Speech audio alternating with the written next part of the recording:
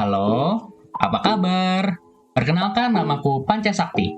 Aku adalah guru magang yang akan menggantikan guru kalian untuk sementara waktu. Pada kelas ini, aku akan sedikit menerangkan mengenai apa itu Manasuka. Apakah yang disebut Manasuka itu? Apa sih pengertiannya Manasuka? Dan apa kaitan Manasuka dengan bahasa Indonesia? Sebelum masuk ke materi, aku akan memberikan contoh dulu, beberapa contoh. Contoh yang pertama itu adalah air mineral. Kalau kita biasa membeli air mineral di warung-warung, jujur aja deh, kalian itu bakal bilang air mineral atau kalian bakal bilang agua. Kalau aku sendiri sih pasti bakal bilang agua ya, karena emang udah kebiasaan ya. Di tempat sekitarku juga bilang, "Bu, mau beli agua dong. Yang berapa?" Yang sedang aja gitu. Tapi ibunya tuh langsung ngerti ya, kalau aku maksud itu adalah air mineral. Lalu kemudian ibu itu membawakan air mineral ukuran 600 ml kepadaku. Walau yang dia bawakan itu kadang mereknya itu bukan Agua. Nah, itu contoh dari Manasuka yang pertama. Contoh kedua adalah mie instan. Nah, kalau kita misalkan lagi cari mie instan atau lagi mau beli mie instan gitu, yang ada di pikiran kita mungkin adalah Indomie. Padahal belum tentu mie instan yang kita beli itu ujung-ujungnya adalah Indomie. Misalnya nanti kita beli sapi mie ya kan?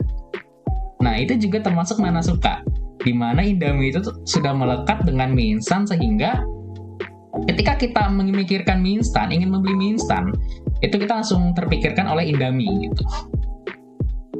Contoh selanjutnya yakni adalah beberapa daerah di Indonesia menyebut sepeda motor itu ngondah. Walau mungkin aku nggak tahu sih kalau dari daerah lain ya.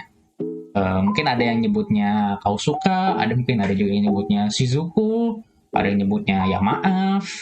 Ya cuma ini aku ngambil sampel itu dari salah satu daerah di Kalimantan ya. Itu mereka menyebut sepeda motor itu sebagai ngondah. Mau merek apapun itu bakal disebut ngondah. Misalkan nih motornya itu mereknya maaf gitu. Ya motornya mereka nyebutnya ini sana gitu. Naik Honda ya maaf gitu kan. Padahal mereknya tuh berbeda, bukan Honda. Itu adalah contoh terakhir dari Manasuka. Nah, di sini mungkin udah sedikit terbayang. Apa sih itu yang dimaksud Manasuka? Apakah itu suatu kata yang diganti akibat kebiasaan di suatu masyarakat apa bagaimana gitu kan? Nah, di sini aku akan bahas pengertian Manasuka. Manasuka itu berarti tidak terdapat suatu keharusan bahwa suatu rangkaian kata atau suatu kata dalam kamus harus mempunyai arti yang sesuai kaidahnya. Maksudnya, atau simpelnya, adalah makna sebuah kata tergantung dari kesepakatan suatu masyarakat yang bersangkutan. Itulah kenapa di daerah sekitar tempat tinggalku, orang-orang menyebut air mineral itu sebagai agua. Dan bukannya air mineral, walaupun beberapa ada juga yang menyebut air mineral. Mie instan disebut sebagai Indomie. Dan beberapa daerah di Kalimantan menyebut sepeda motor itu sebagai ngondah. Itu karena kebiasaan atau kesepakatan yang ada pada suatu masyarakat di suatu daerah. Walaupun kesepakatannya itu bukan kesepakatan tertulis ya.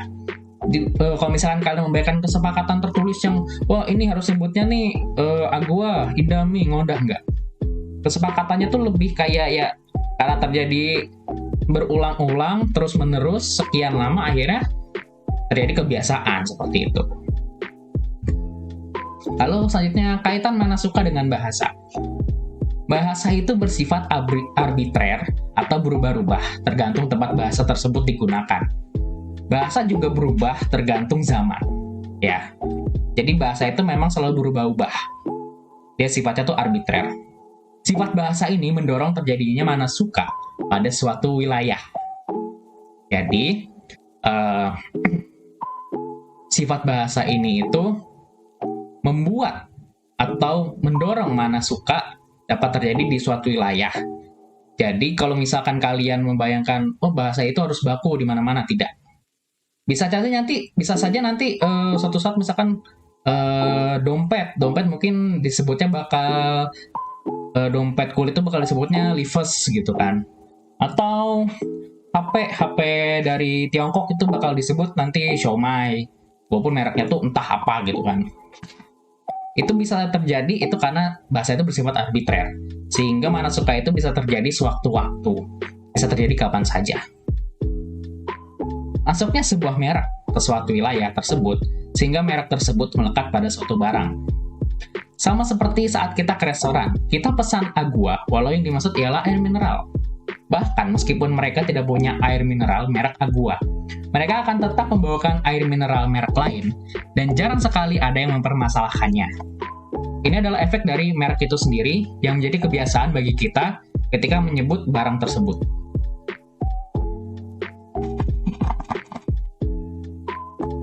Maaf, aku minum sebentar. Nah, ini adalah alasan juga bagaimana mana suka itu bisa terjadi. Ada suatu merek yang datang ke suatu wilayah, dan merek tersebut tuh lumayan bagus dan lumayan digemari, sehingga lambat laun, lama-kelamaan orang-orang pada daerah tersebut menyebut suatu benda menggunakan merek tersebut gitu loh. Walaupun ya sekali lagi harusnya kita menyebut nama bendanya bukan nama mereknya gitu. Tapi tahu nggak sih, ada loh merek yang diserap jadi nama barang dan ada di kamus. Yang pertama itu ada odol. Odol itu, kalau misalkan kalian tahu kan odol itu pasta gigi. Aslinya odol itu bukan pasta gigi. Sebentar.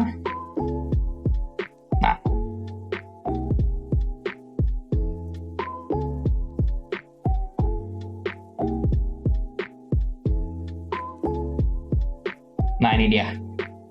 Sebenarnya, odol adalah salah satu merek pasta gigi asal Jerman yang dibawa oleh para tentara Hindia Belanda. Walaupun merek ini sudah berpuluh-puluh tahun tidak beredar lagi di Indonesia, akhirnya nama odol telah menjadi nama generik untuk pasta gigi. Jadi, karena saat itu pasta gigi dibawa oleh Hindia Belanda ke Indonesia, dan kebetulan mereknya itu odol, dan belum ada merek lain, jadi orang-orang tuh taunya tuh pasta gigi ya odol gitu. Nah, uniknya, odol ini diserap sebagai nama atau sinonim dari pasta gigi. Diserap ke dalam Kamus Besar Bahasa Indonesia. Seperti itu.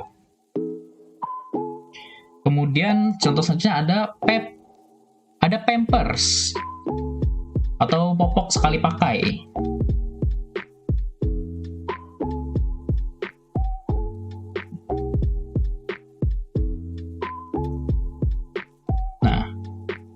Maaf.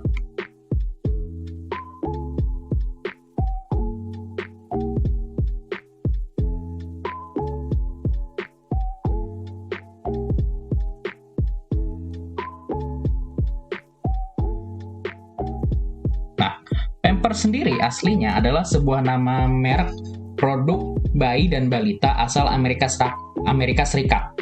Merek tersebut dipasarkan oleh Procter & Gamble. Seperti itu.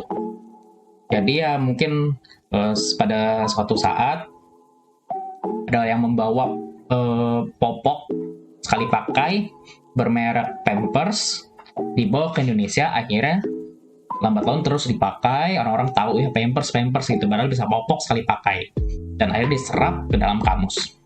Lalu yang terakhir ada Toa. Toa ini juga sama. Toa ini itu ternyata berasal dari suatu perusahaan Jepang. Namanya adalah Toa Electric Manufacturing Company. Perusahaan ini berdiri di Kobe pada 1 September 1934. Nah, perusahaan ini bergerak pada pembuatan mikrofon dan alat pengeras suara. Seperti itu.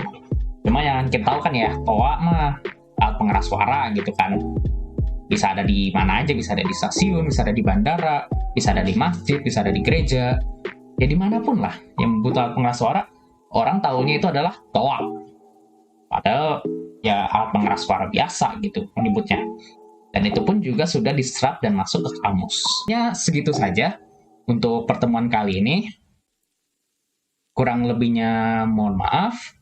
Sampai jumpa lagi.